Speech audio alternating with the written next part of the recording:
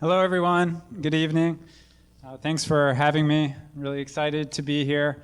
So I'm founder and CEO of RaiseMe. We're focused on expanding access to higher education by rethinking the way that students access scholarships and grant funding for college. We think this is really important because since the recession, over 80% of jobs that have been created in the US require some form of a college degree. But at the same time, as Tim mentioned earlier, the cost of education has been rising dramatically. Millions of students and families are questioning whether it's a viable path for them and how they can afford it. One thing that we saw early on is that in the US, we're already awarding over $100 billion every year in scholarships and grants to help students pay for college. But historically, that money hasn't been awarded until after students are supposed to have already decided whether and where to apply to college. And for many students, that's too late to impact their college ambitions or their application decisions. And as a result, many students check out much earlier or just assume that it's not a viable path for them, even though they might be eligible for thousands of dollars in aid that could help them in their journey. So the basic premise behind RaiseMe was what if instead of waiting until after a student has already applied and been accepted to a college to award this aid, what if we enabled them to accrue it as they go throughout high school based on their individual progress and development, their unique skills and talents. And that way we could create a more transparent and empowering system for students, give them access to these funds earlier before they have to make these decisions so they can be more confident pursuing their college and career goals. We just finished our third school year. We're going into our fourth school year. Last year, we awarded over $1 billion, nearly $1.5 billion in scholarships and grants through the platform to students all over the country, which we're really excited about. And yeah, maybe I'll pull up there. $1 billion. Congratulations. That's awesome. Thanks. So you've been at it 4 years? Yeah, entering our fourth school year. Fourth school year, but how long have you been at it? 5 years. 5 years. So maybe take us through what were you doing before RaiseMe, and then how did you come to the decision to start this, and what was that process like? So when I first graduated university, I worked for a strategy consulting and research firm that was a small boutique firm. It was kind of a startup in itself, you know, one of the reasons I was attracted to that was got to work on a lot of different industries. It was international, so I worked in a lot of different countries and got exposed to and learned a lot. But after a few years, I felt like I wanted to, you know, have more direct impact. A lot of our work ended up being put together a PowerPoint presentation and send it off, and I wanted to, you know, really tackle something more hands-on. And I'd always been really passionate about education as a means of creating opportunity for people. So as I was trying to think through what was next for me, I went and taught at a high school in India. I was teaching high school juniors and seniors.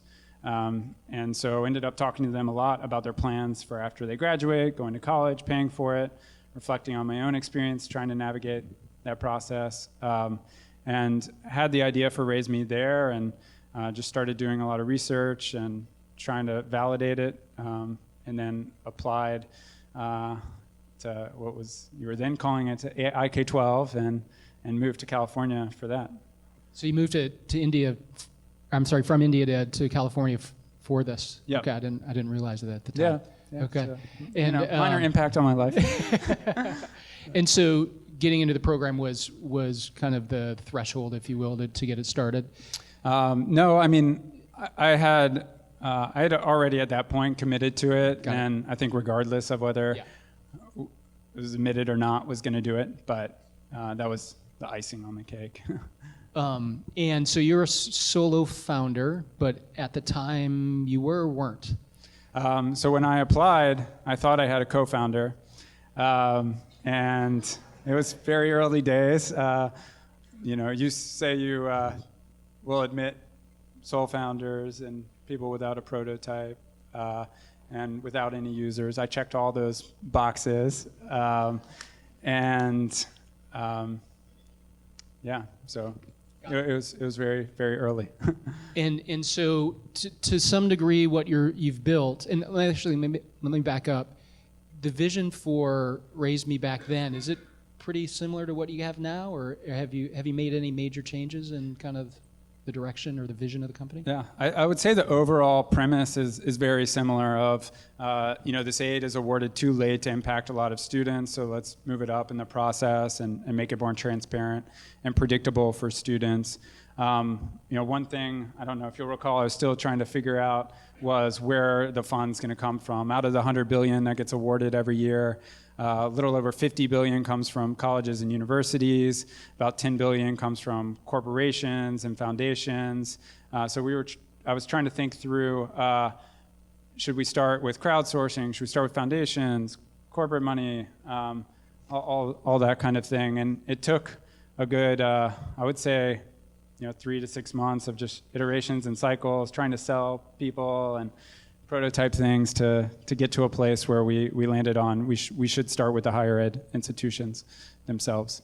Got it. So you have a bit of because it's a marketplace of sorts, there's a bit of a chicken and the egg problem with getting these funds and then getting the students. Was it always clear that you had to get the funds first, or could you get the students first? Like, how did you approach that? Because I know a lot of people building marketplaces run into this issue. Yeah, that's always very tricky. I felt if we had the funds, we'd be able to find the students, and I think that's proven out in a broad sense. For us, I think every marketplace is different.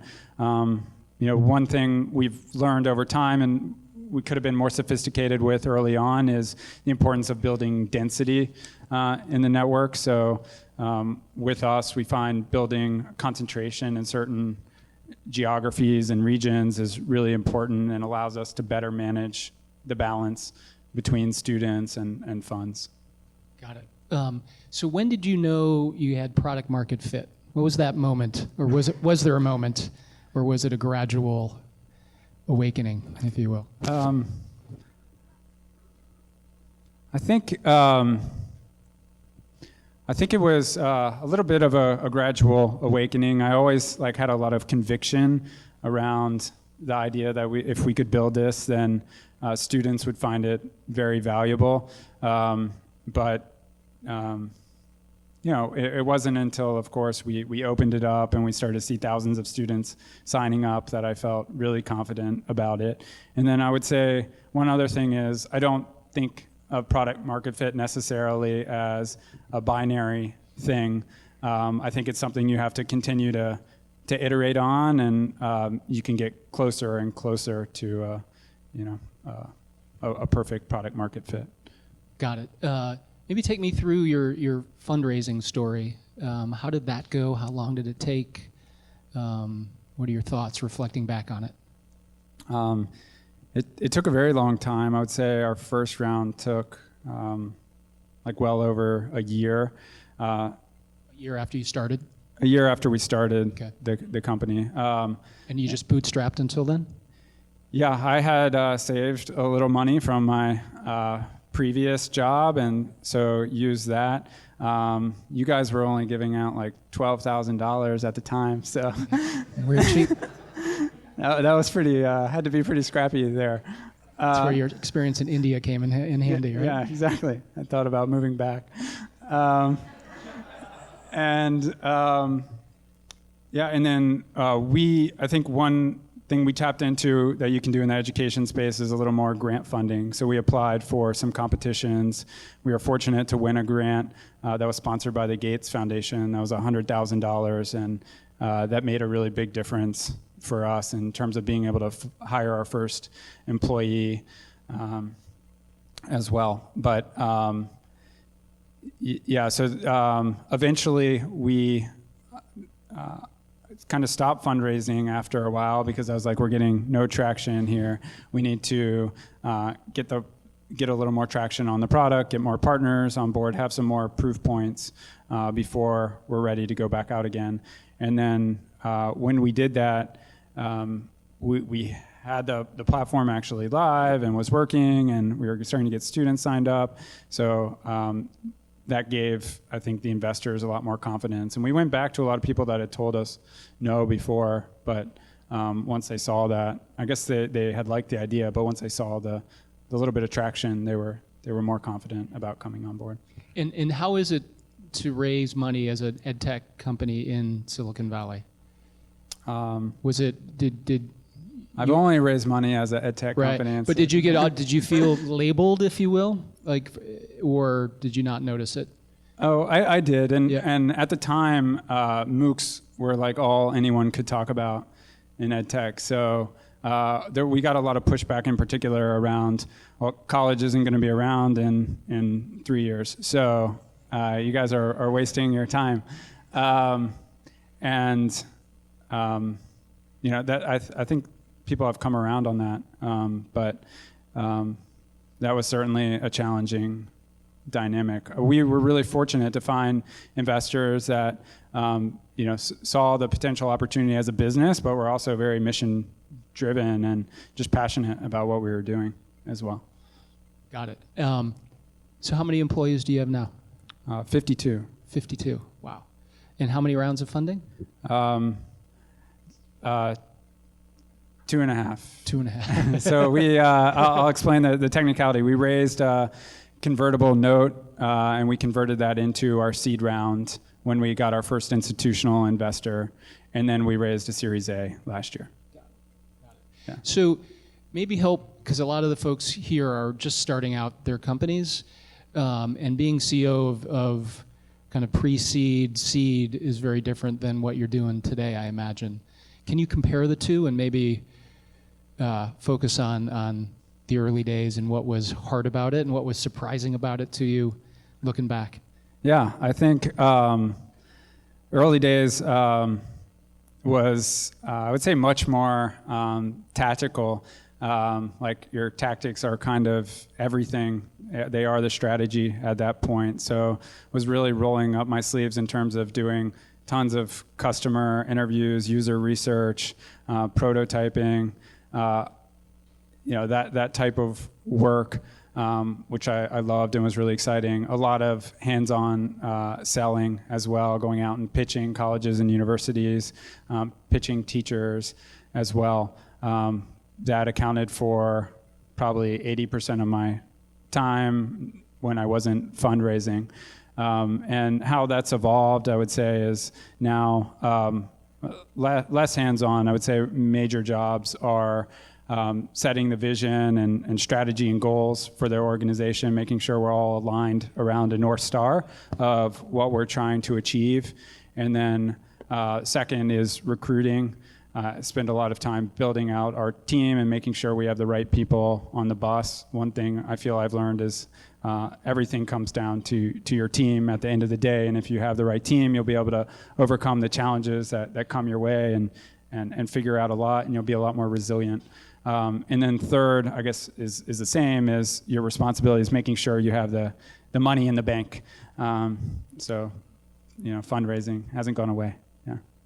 So on this journey, what has been the biggest learning or surprise to you personally, like in terms of what you were expecting it to be and what it's turned out to be? Any advice for folks in the audience on what do you wish you knew then that you know now? Oh, that's a great question. In many ways, I feel like if we were going to do it over again, we could probably get to where we are today in half the time. But that's always the case. We made so many mistakes. I would say like one of the most important things is just to have patience and resilience. The name of the game in a lot of ways early on is just survival. Like if you have a lot of patience and resilience, you're going to figure things out and you're going to iterate as you need to. There can oftentimes be I think a misconception that if it doesn't feel like you're on a rocket ship on day 1 or day 10, then you're not on the right track. And a lot of people, there's this fail fast mentality, and I think it is important to very quickly identify what's not working, but that doesn't mean you should like throw in the towel on the entire company. Yeah. Great. Maybe change tactics and get out of the company for a second. What do you think, other than maybe financial aid, what's the biggest barrier facing students today Well, I think that's a big one. to completing college? To completing college. Outside of financial aid, I think guidance and mentorship is really lacking for a lot of students.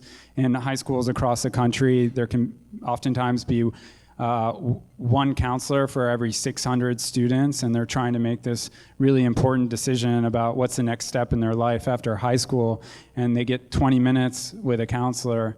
And that's particularly challenging for students that might be first in their family to go to college or are from a low-income community. And so I'd like to see us figure out a way to support students better in terms of mentorship and guidance as they're trying to navigate these difficult decisions. I think we could do a lot better job linking education with career opportunities as well, and making sure we're focused on the skills that students need to develop.